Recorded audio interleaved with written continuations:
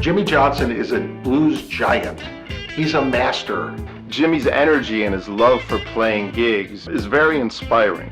They say the mark of a great musician is that you can identify him or her in a single note. That's absolutely the case with Jimmy Johnson. Whether it's a guitar note or a vocal note, he always sounds exactly like Jimmy Johnson, which means great. I think he's one of the great bluesmen that I've ever seen in terms of his guitar playing and his singing. Sit around home alone on a rainy night like this.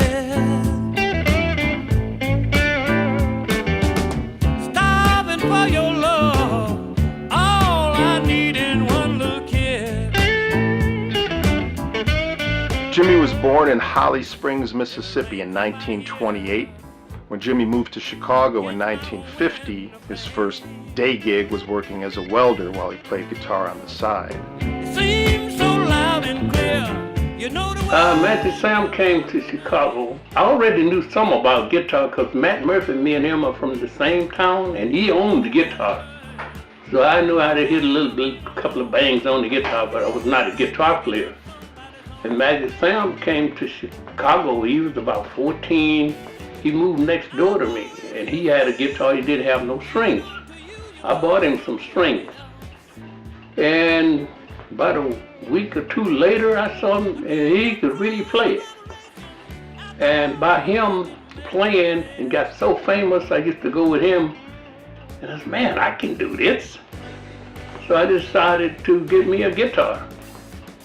My first guitar, I bought it from Billy Boy Arnold. I think it was a K. And I picked it up in January 1958, and July the 4th I had a gig, but I got fired on after the first day because I couldn't really play. But then I got another gig later on that fall with a guy named Slim Willis. We call him Harmonica Slim. And he told me, well, you don't play very well, but I tell you what, you got good potential. I'm gonna keep you. So I stayed with him for maybe a year, a little more, and I was learning how to play while I was with him. Alligator and Delmar, kind of, both of them wanted to do a record. So I was gonna do a record with Delmar, and Alligator said, well, just do this compilation with me and don't do your original songs. So they agreed to. That was okay, and I could still be with them. I believe I could see the tears. In 1978, I set out to do a series of albums called Living Chicago Blues to feature the unrecorded or under-recorded artists in Chicago. Without a doubt, the very first one that I chose, who was the lead-off artist in the whole series, was Jimmy Johnson. He delivered just as I thought he would. He was totally professional, totally inspired, and the album was nominated for a Grammy. One of the big reasons was Jimmy's great performance. I'm very proud to be the label that introduced Jimmy Johnson to an American audience.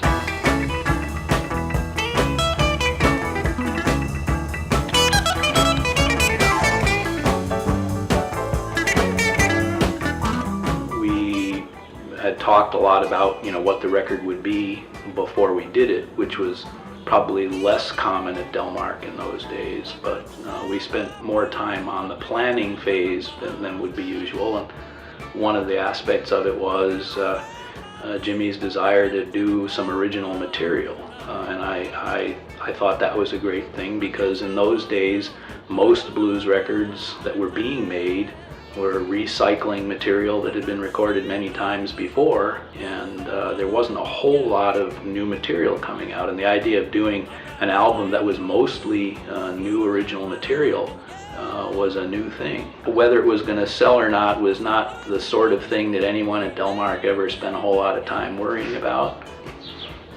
Guys like Jimmy just don't give up and never gave up, and partly it's because they love what they're doing. Performing, to be in front of all those people and to be energized by all those people is a significant part of what keeps him going.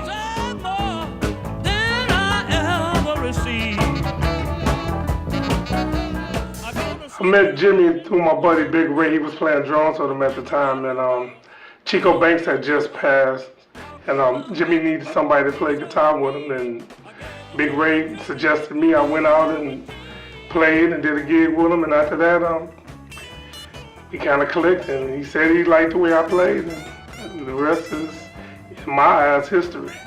The most important thing that I learned from Jimmy is give your all when you're on stage and be kind to your musicians and your audience, because, that's what people will remember most about you.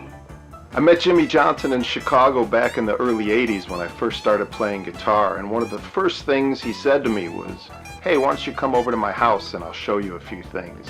It's the kind of guy that Jimmy is and always has been, just very kind and very encouraging to younger musicians, and I was blown away that an artist of his stature would invite me, a young kid in my early 20s, over to his house.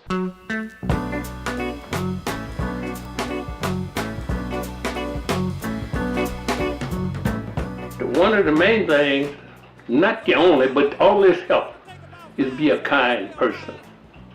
And I've been kind all of my life.